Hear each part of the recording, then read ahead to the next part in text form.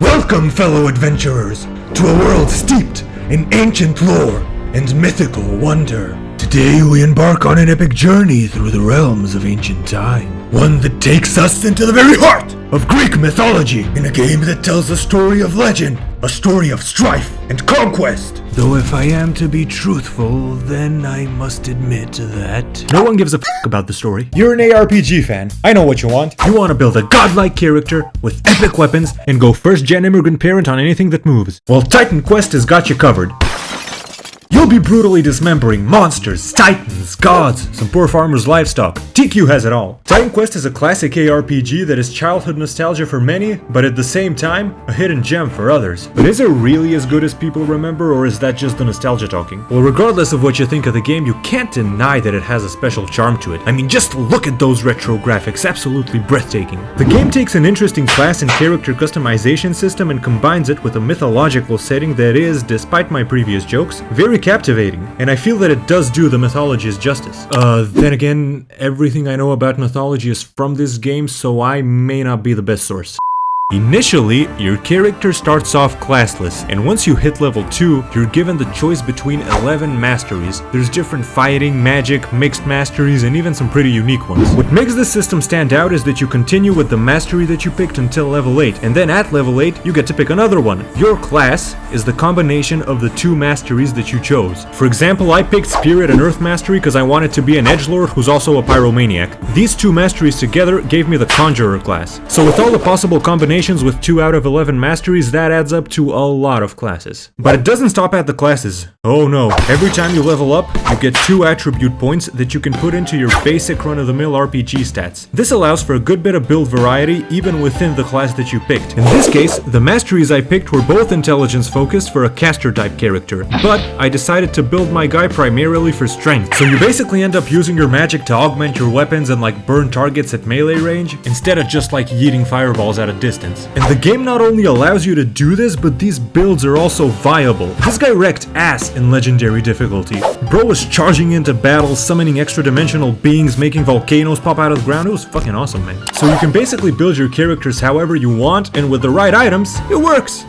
Subscribe to Emperor Bebop or Sniper Wolf will come to your house. For more customization, you also got item enchantments, but you can only enchant items up to a certain rarity. You basically got the best items in the game which are not enchantable, and everything else that is. All in all, character customization in this game is fun, but also pretty simple, which was honestly a nice change of pace for me coming from Path of Exile. Bebop, what do you mean it's simple? I don't want to play a filthy game for casual. Is this game even hard? Well, my neck-bearded friends, we're about to get into that. I'm gonna be honest, I am not the biggest fan of this game's difficulty system. When you start the game at level 1, you're on normal difficulty. Then you beat the game, its classic expansion from back in the day, 2 new expansions from the Anniversary Edition, then you go to epic difficulty on the same character at like level 40 and do it again. And then again on legendary. And then you unlock the new expansion, which is only available on legendary. The reason that I'm not the biggest fan of this difficulty system is because normal mode feels like a dragged out tutorial. You just click shit and it dies. It's boring.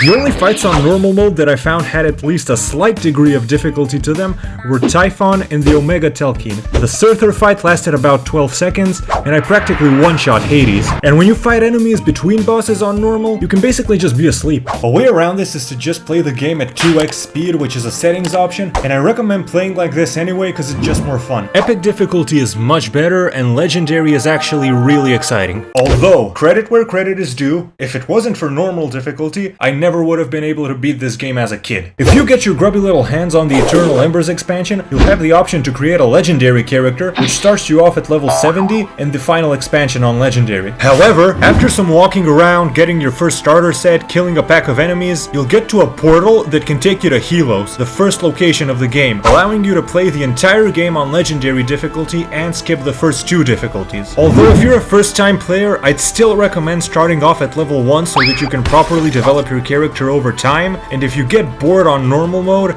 just power through it, it's worth it in the end, I promise. So the classic game will take you through ancient Greece, Egypt, China, and have you fight monsters from their respective mythologies. You'll encounter historical figures, Dragon King, Water Mommy, this guy, whatever the fuck this is, and even furries. Rawr!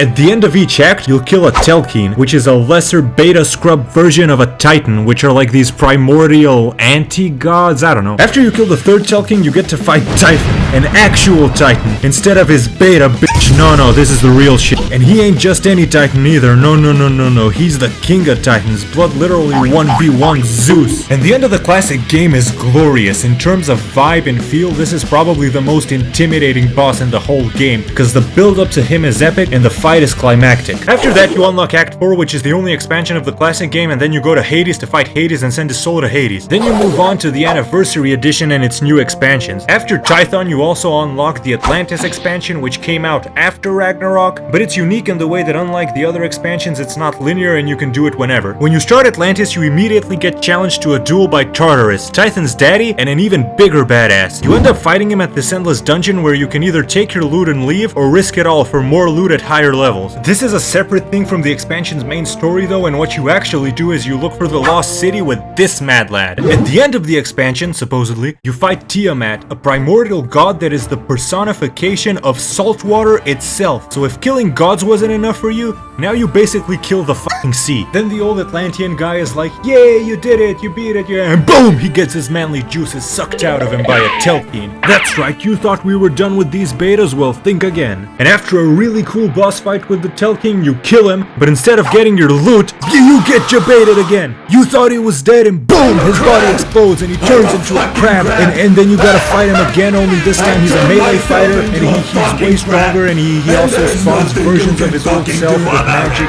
smashing, explosions. It's awesome. The best bosses in this game are Krabby Boy, Tartarus, and the last boss of the game, the 10 Sons, so 2 out of the 3 best are in this expansion. The Ragnarok expansion is cool, but the end boss feels a bit anticlimactic for reasons that I am too lazy to articulate. I mean, he's cool, just not as cool as the other end boss. You also get to beat the living fuck out of a bunch of Norse gods for literally no reason, which is hilarious, but it makes you think about whose side you're really on. I mean, think about it. You kill a bunch of deities in this game, but you only really kill one Titan. Tartarus doesn't count. He just shows up like, hey, want to fight in an eternal duel for fun? I'll give you some loot. And you're like, heck yeah! You're basically just horsing around with Tartarus, and I'm pretty sure he's your buddy. Eternal Embers is the final expansion that's only on Legendary, and in my opinion, the best of the bunch in terms of engaging combat and moment-to-moment gameplay. They did a phenomenal job with this one, and it looks absolutely gorgeous. There was also another update added to the game after Eternal Embers that added this new currency in the game that you can use to get upgrades. Basically, at the beginning of the game, there's this building with these shrines that nerf your character, and the more nerfs you got, the more of this currency you get per kill. It also added 3 endgame dungeons, and they are an absolute blast to play. You go to the dungeon, there's a rock in each of them, you talk to the rock, it explains the rules, and you get some cool junk. You don't even need any DLC for this, you just get it with the base game, and I 100% recommend trying it. An important thing to note is that I did dabble in modding a bit. The game comes with modding tools on install, so the modding community is pretty active if that interests you. I want to play through Legendary again, but I'm gonna do it as Typhon. That's right,